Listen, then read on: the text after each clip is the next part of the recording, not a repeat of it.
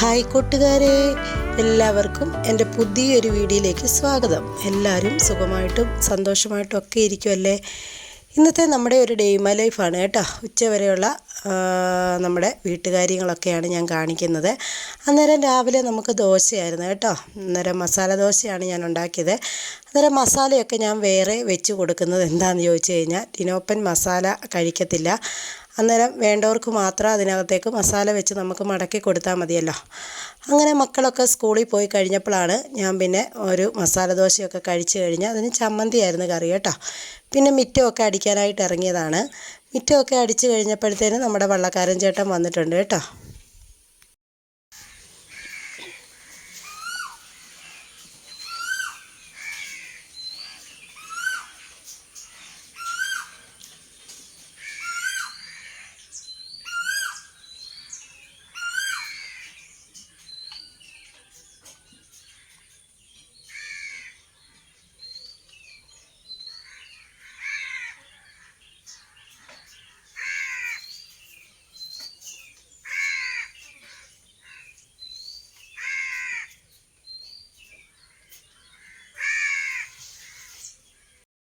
കുറേ പേർക്ക് ഈ വള്ളത്തിൽ സാധനങ്ങൾ കൊണ്ടുവരുന്ന ഇത് കാണാൻ ഭയങ്കര ഇഷ്ടമാണ് കേട്ടോ.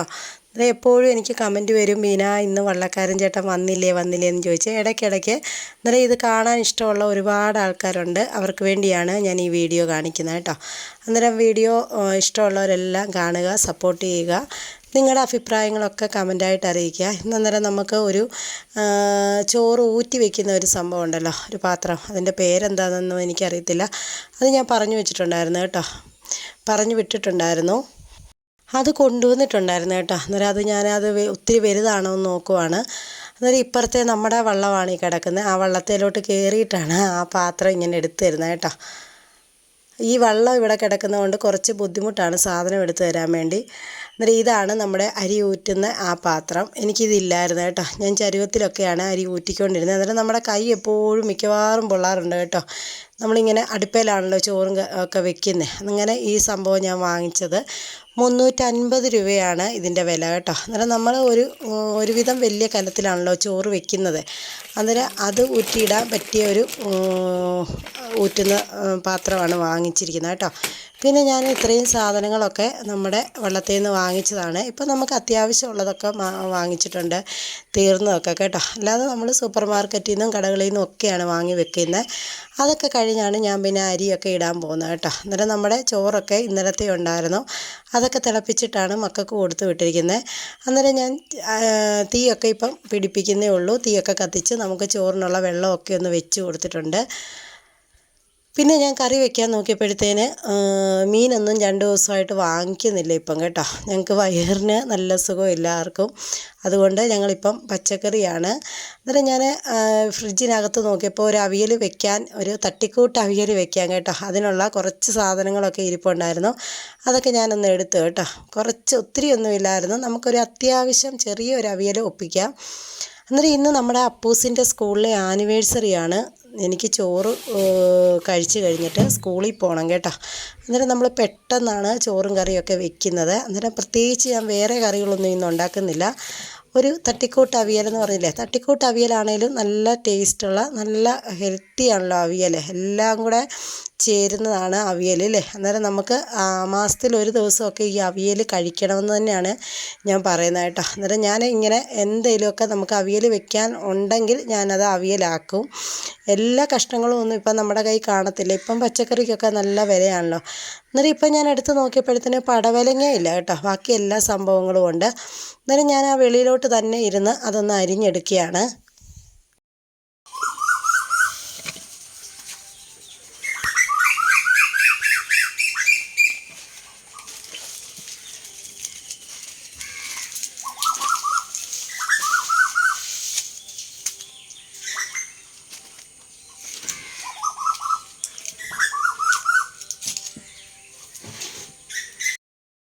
അന്നേരം ഒരു കൊച്ചു പൂച്ച ഇങ്ങനെ ഇരുന്ന് നോക്കുന്നത് കണ്ടോ.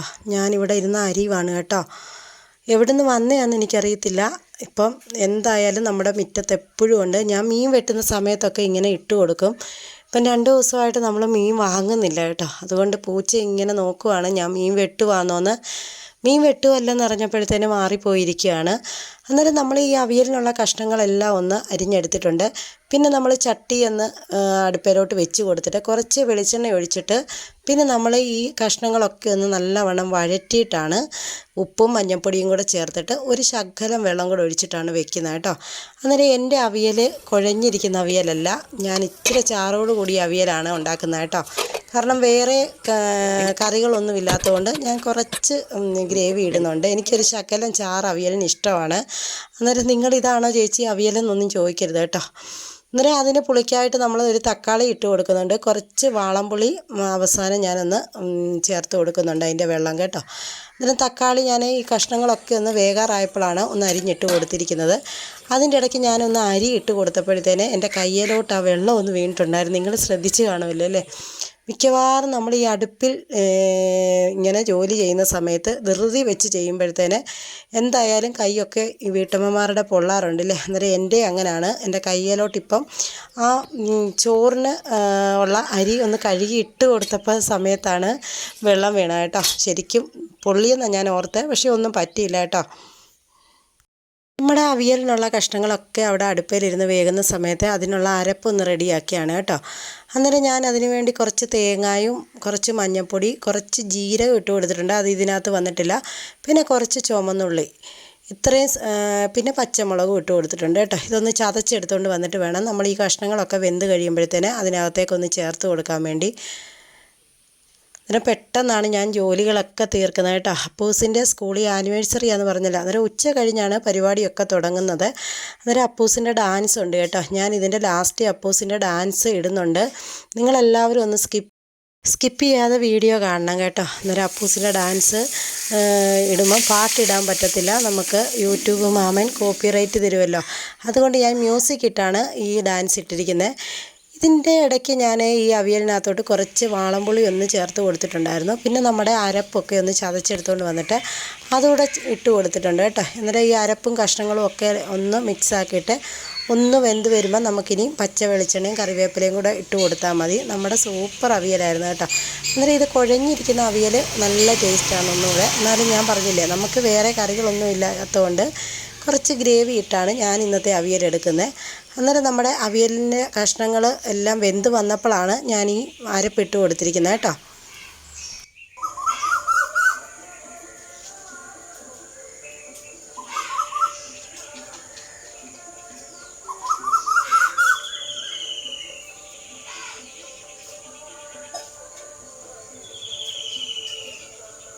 അങ്ങനെ നമ്മുടെ അവിയലൊക്കെ അവിടെ ഇരുന്ന് ഒന്നുകൂടൊന്ന് വറ്റി വരുന്നുണ്ട്.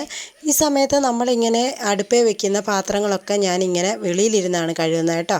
അന്നേരം നമുക്കിങ്ങനെ പുറത്തിരുന്ന് സോപ്പും ചാരവും ഒക്കെ ഇട്ട് ഇങ്ങനെ തേച്ച് കഴുകി ഈ വെയിലത്തോട്ട് വെക്കാമല്ലോ. അങ്ങനെ പാത്രങ്ങളൊക്കെ കഴുകി പിന്നെ നമ്മുടെ അരിയൊക്കെ ഒന്ന് വേകാറായോ എന്ന് നോക്കി കേട്ടോ. അന്നേരം വേകാറായിട്ടുണ്ട്. അന്നേരം നമുക്ക് കുറേ തൊണ്ടും ചിരട്ടയും ഇവിടെ ഉണ്ട് കേട്ടോ. അന്നേരം ഞാൻ ഈ ചിരട്ടയൊക്കെ ഇങ്ങനെ എടുത്തിട്ട് കൊടുത്തതാണ് ഇങ്ങനെ തീയെല്ലാം കൂടി ഇങ്ങനെ ആളി കത്തുന്നത്. നമുക്ക് ഈ പുകയില്ലാത്ത അടുപ്പിനകത്ത് ചിരട്ട വെച്ച് കൊടുക്കല്ലെന്നാണല്ലോ പറയുന്നത്. എന്നിട്ട് ഞാനിങ്ങനെ നമ്മുടെ അകത്തെ അടുക്കളയിലായിരുന്നു ഈ പുകയില്ലാത്ത അടുപ്പ് ഇരുന്ന സമയത്ത് കുറേ ചിരട്ട ഇങ്ങനെ വെച്ച് കൊടുക്കുമായിരുന്നു കേട്ടോ. അങ്ങനെയാണ് ഇത് പൊട്ടിയത് തന്നെ. എന്നിട്ട് നമുക്ക് ഈ ചിരട്ടകളൊക്കെ എന്തായാലും കളയാൻ പറ്റത്തില്ല, തൊണ്ടും ചിരട്ടയൊക്കെ നമുക്കുണ്ടല്ലോ. അങ്ങനെ ഞാൻ ഓർത്തു ഇങ്ങനെ പുറത്ത് ആവുമ്പം സാരമില്ല, പൊട്ടിയതല്ലേ, അന്നേരം അതിനകത്തേക്ക് വെക്കുമ്പം അതങ്ങ് കത്തി പോയാലും കുഴപ്പമില്ലല്ലോ. അങ്ങനെ ഞാൻ കുറേ ചിരട്ടകളും തൊണ്ടും ഒക്കെയാണ് ഇപ്പോൾ ഈ നമ്മുടെ ചോറും കറിയൊക്കെ വെക്കാനായിട്ട് ഈ വെളിയിലിരുന്ന് വെക്കുന്നത് കേട്ടോ. അങ്ങനെ നമ്മുടെ അവിയലൊക്കെ ഇവിടെ റെഡിയായി വന്നിട്ടുണ്ട്. ഈ സമയത്ത് ഞാൻ കുറച്ച് പച്ച കറിവേപ്പിലയും കുറച്ച് വെളിച്ചെണ്ണയും കൂടെ ഒഴിച്ച് കൊടുത്തിട്ടുണ്ട്. എന്നിട്ട് കുറച്ച് ഉപ്പൂടി ഇട്ട് കൊടുത്തു കേട്ടോ. എന്നിട്ട് നമ്മുടെ അവിയൽ റെഡിയായി. ഇനി നമ്മുടെ അപ്പൂസിൻ്റെ സ്കൂളിലെ ആനിവേഴ്സറി ആണെന്ന് പറഞ്ഞല്ലോ. അന്നേരം അപ്പൂസിൻ്റെ ഡാൻസ് കാണാനുള്ള ഒരു സന്തോഷത്തിലാണ് ഞാൻ കേട്ടോ. നമ്മുടെ കുഞ്ഞുങ്ങളുടെയൊക്കെ പരിപാടി ഉണ്ടെന്നറിയുമ്പം നമ്മൾ വീട്ടമ്മമാർക്കൊക്കെ ഒരുപാട് സന്തോഷമാണ് സ്കൂളിൽ പോകാൻ വേണ്ടി. കാരണം അവർ ഒരു വർഷമൊക്കെ പഠിക്കുന്നതാണല്ലേ. അന്നേരം അവരുടെ ആനിവേഴ്സറിക്കാണ് അതൊക്കെ അവർ കളിക്കുന്നത്. അന്നേരം ഞാനും ആ ഒരു സന്തോഷത്തിലാണ്. അങ്ങനെ ഞാൻ തേണ്ട അവിയലൊക്കെ റെഡിയാക്കി. പിന്നെ നമ്മൾ ഇന്നലെ വൈകിട്ട് നാരങ്ങ അച്ചാറിട്ടിട്ടുണ്ടായിരുന്നു കേട്ടോ. നാരങ്ങായും ഈന്തപ്പഴവും കൂടെ ഉള്ള അച്ചാറാണ്. ഞാനത് കുപ്പിക്കകത്തൊന്നും ആക്കി വെച്ചില്ല, അതിപ്പം തന്നെ തീരും കേട്ടോ. ഇവിടെ അച്ചാറിട്ട് കഴിഞ്ഞാൽ പെട്ടെന്ന് തീരുന്നത്. അങ്ങനെ ഞാൻ കുറച്ച് ചോറൊക്കെ എടുത്തു, കുറച്ച് നാരങ്ങ അച്ചാറും കുറച്ച് അവിയലും കൂടി ഇട്ടിട്ട് ചോറ് കഴിക്കാൻ പോവാണ്. ചോറ് കഴിച്ചിട്ട് നമുക്ക് അപ്പൂസിൻ്റെ സ്കൂളിലേക്ക് പോകണമല്ലോ. അന്നേരം അപ്പൂസ് രാവിലെ ചോറൊക്കെ കൊണ്ടുപോയിട്ടുണ്ട് കേട്ടോ. അവർ ചോറൊക്കെ കൊണ്ടുപോയിട്ടുണ്ട്. ഇനിയിപ്പോൾ ഒരു 6 മണി 7 മണിയൊക്കെ ആവും അവരുടെ സ്കൂളിലെ ആനിവേഴ്സറി ഒക്കെ കഴിയുമ്പോഴത്തേന്. അങ്ങനെ ഞാൻ നമ്മുടെ അവിയലും നാരങ്ങ അച്ചാറും കൂടാണ് എടുത്തിരിക്കുന്നത്. അന്നേരം നമ്മുടെ അവിയൽ കണ്ടോ, കുഴഞ്ഞ അവിയലല്ല, ഇച്ചിരി ഗ്രേവിയുള്ള അവിയലാണ് കേട്ടോ. അതാണ് എനിക്കിഷ്ടം. അങ്ങനെ ഞാൻ ചോറൊക്കെ കൊണ്ട് കഴിഞ്ഞ് കുളിച്ച് റെഡിയായി കേട്ടോ. അന്നേരം നമ്മുടെ അപ്പൂസിൻ്റെ സ്കൂളിലേക്ക് പോവാണ്. ഇനി സ്കൂളിൽ ചെന്നിട്ട് അവിടുത്തെ പ്രോഗ്രാമൊക്കെ ഞാൻ അപ്പൂസിൻ്റെ ഡാൻസ് 2 എണ്ണം അങ്ങാണ്ട് ഇടുന്നുണ്ട്. അന്നേരം നിങ്ങൾ സ്കിപ്പ് ചെയ്യാതെ വീഡിയോ കാണുക, ഒന്ന് ലൈക്ക് ചെയ്യുക, സപ്പോർട്ട് ചെയ്യുക.